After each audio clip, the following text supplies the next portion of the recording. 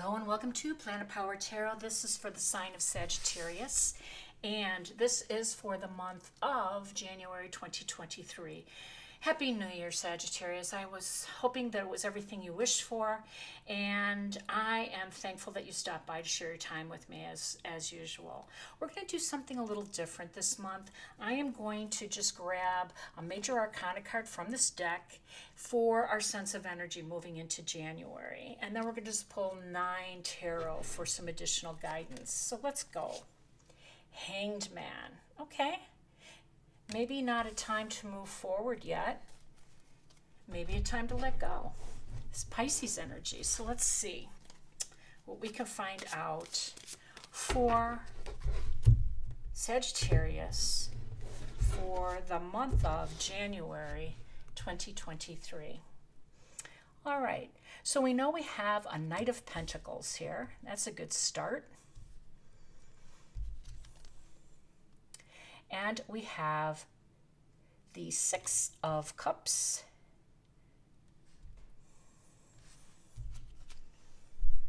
And we have the Five of Swords. Okay.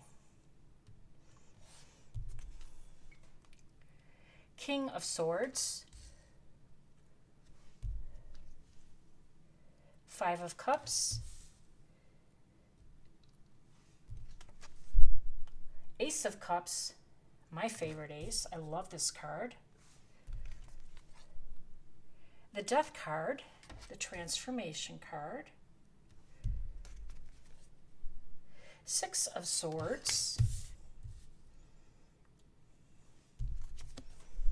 And the Ten of Wands. Okay. So we have the Hanged Man. And we know that there is a period of holding on and waiting. That's what the Hanged Man represents. The Hanged Man is supposed to take a look at things from a different perspective because, of course, he's hanging upside down. But most importantly, it's about timing of things. And one of the cool things I like about the Hanged Man is it's not just about knowing when to hold on and when to let go, because that's really what life is about, right? That's what Ram Dass says. It's about honoring the space between no longer and not yet. And what I mean by that is that we still have to get up, go to our jobs, get to our daily routines, take care of our family, do the things and hopefully move in the direction of our dreams. We just don't hold on and wait for things to magically appear. That's not the message, not the spirit of the Hanged Man. Okay, so we start off with the Knight of Pentacles, and the Knight of Pentacles is about slow and steady wins the race, and that's kind of the speed that we've been traveling with these outer planets, right, in retrograde. We're just like slow, and hopefully we've been steady. And that's okay, because things haven't reached fruition. Things weren't ready, to initiate, to push forward. Things had to, evolve, develop, that type of thing. So on January 3rd, Aquarius will host Venus, who's joining Saturn, and this is going to illuminate your third house. And your third house is your communication house. It's your social connection house. And that is going to open up a period of receiving and delivering some information. So I think with the King of Swords down here, that there's going to be a little bit of clarity. I also think that on January 12th, when Mars moves direct, it's going to be shining a light on our relationships. And we have the Five of Swords here, which looks like we're disagreeing. We're challenged. There's been a little bit of discordant energy. Some arguments, some upsets, and it looks like two people are leaving. 2 people are walking away. And this can be some relationships of yours. This can be some people, whether it's business or personal, who are leaving, who are moving on. And that's okay, because that's what we're supposed to be doing.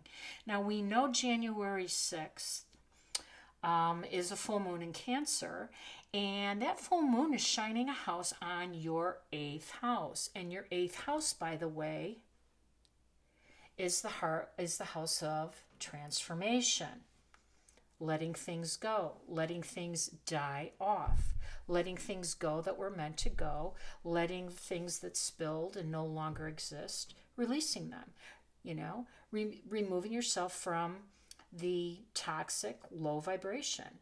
That's what's meant of the 8th house. So this new moon is going to put a big spotlight on what that is for you. But we see the energies clearly here. 5 of Swords is, fighting, letting things go. This is the card of defeat for some, and 2 people are walking away, and seemingly this is you holding the swords. I don't know if that's victory or defeat in your mind, because when you lose something, it's not always seen as a victory, right? But losses, which the 5 of Cups is also representing, means that you are no longer tethered. You are no longer connected to this energy, and it opens you up for bigger, more beautiful, more balanced, bountiful, divine unions. That's what that means. And this is one of the most beautiful aces.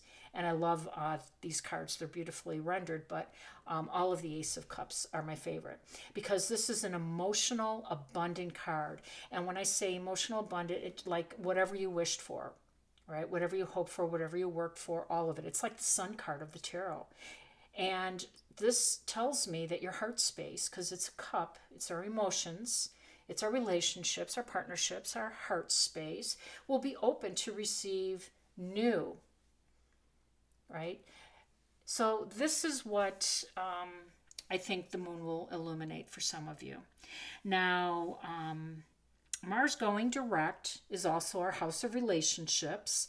So it means moving forward, And that's what the 6 of Swords represents.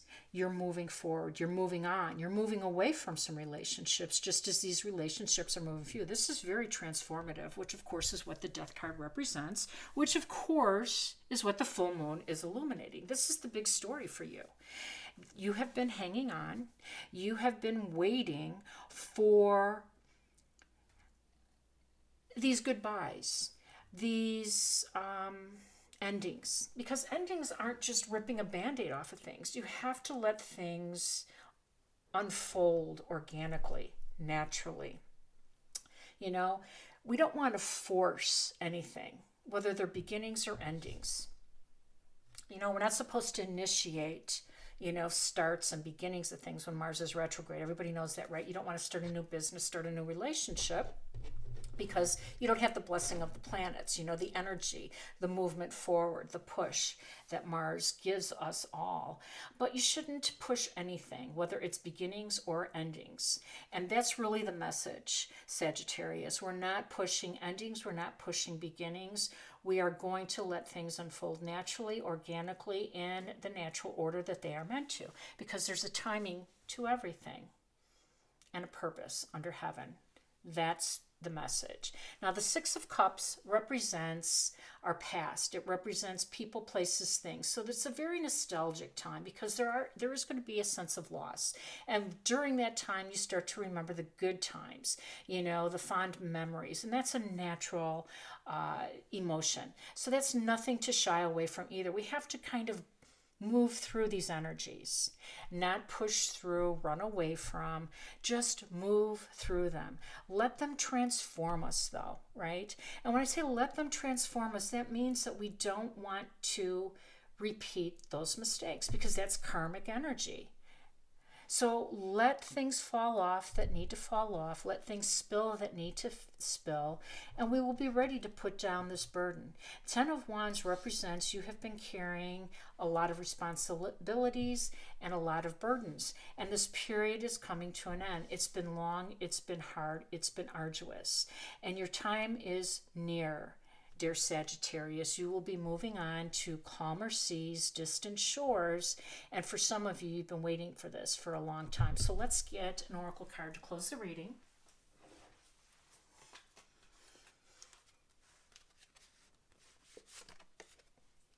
Heart opening. Someone you know, it may even be you, is withholding love and creating a very emotionally painful experience for everyone involved.